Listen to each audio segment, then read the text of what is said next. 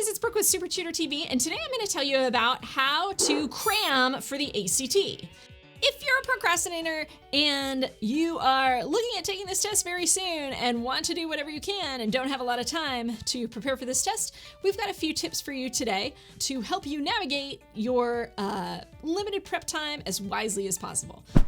The first thing that you should do, and this is just really important so that you can show up test day and kind of know what you're doing, is to familiarize yourself with the test. And the first step to familiarizing yourself with the test is to get a hold of a copy of the test. The best way to do that is you can download a full copy of the test, print it out, and read through the directions. Check that stuff out, understand what it is that you have to do, and familiarize yourself enough so that when you show up on test day, you're not spending time reading directions, you're spending time just doing the test. Time is one of the most challenging things on the ACT, so you want to be ready for it. You want to kind of know at least what's up so that you don't waste that time figuring out what you have to do. The other thing to be aware of is that there is no penalty for guessing on the ACT. This also is in all the instructions, etc. But you should know that, so if you do run out of time, you just are going to put B, B, B, B, B, B, B, B, B for everything that's left so that you can at least have a chance at getting some points. The second thing that I recommend is that I actually have my #1 secret tip videos series for this particular test. What they are is just some basic tips that give you a little bit of a mind's eye into how to approach some of the questions in each section. In particular, if you're a crammer, the science tip, the English tip, and the reading tip are going to be most useful to you. The math tip is really focused more on people who have a little bit more time to prep. So if you've got like a week or a few days and you want to put in some time, that video could also be of help to you.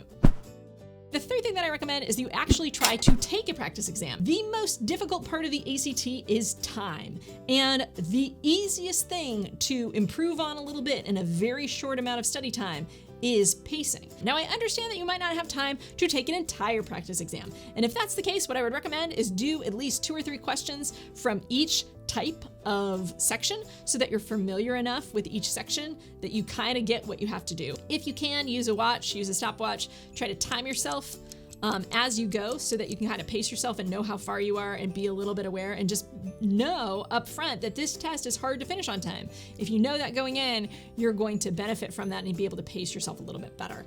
The sections that I would emphasize that you try to time yourself and do first would be the science section and the reading section.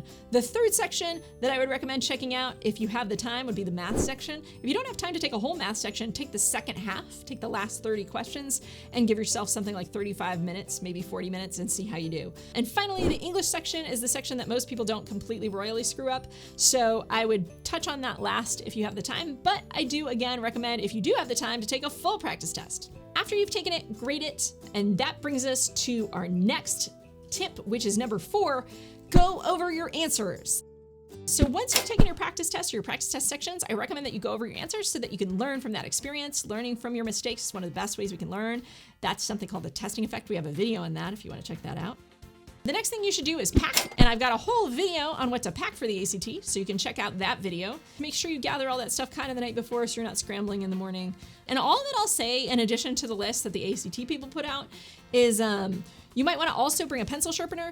Make sure you double check that your calculator is approved because the TI-89, the TI Inspire CAS editions are not approved. The other thing that I'll say really quickly is you do want to bring food. And that brings me to our next point, which is my big advice for you is if you want to up your score or give yourself the best chance of survival on this test, make sure you 1, eat a good breakfast, and 2, bring good snacks. You're going to have to put them in a bag because the ACT actually says that you're not supposed to bring snacks into the testing center. You can, you just have to have them in a bag and zipped up and put away. And you can eat those snacks on your breaks when you go out into the hallway or when they let you leave the testing center for a little bit. So why do you need to bring food? Well, studies have shown since the 1960s that students do better on standardized tests when they've had breakfast. If you eat right before you work, you are getting the best version of your brain.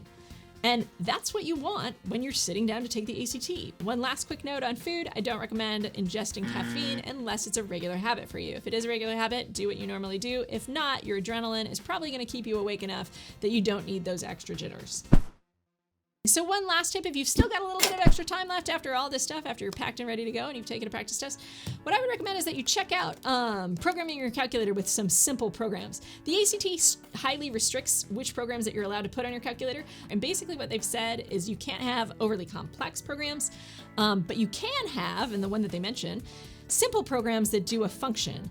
four kinds of programs that I would recommend you trying to get are 1, a quadratic equation, 2, a slope solver, where you put in 2 points and it will find the slope of a line, 3, the distance formula, and 4, the midpoint formula. Those are super simple, super easy kind of function related programs that shouldn't be illegal if you have a very trim, slim version of that program. That's about it for today. If you like this video, please give it a thumbs up, subscribe to our channel, and I will see you guys next time on Super Tutor TV. Thanks so much. Bye-bye.